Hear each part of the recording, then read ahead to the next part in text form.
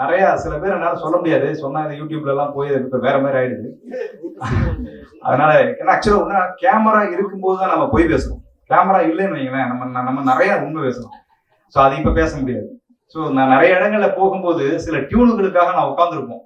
Tune வரல, tune இன்னும் 2 வாரம் ஆகும், டியூன் அங்க போனாதான் வரும், இல்லை பாதி இங்கிருந்து வருது பாதி அங்கிருந்து வருது அப்படின்லாம் சொல்ல கேள்விப்படும் போது எனக்கு தேவாசாரெல்லாம் ஒரு கோயிலே கட்டணும்டா அந்த அந்த தெருவில் அப்படிங்கிற மாதிரி எனக்கு தோணும்.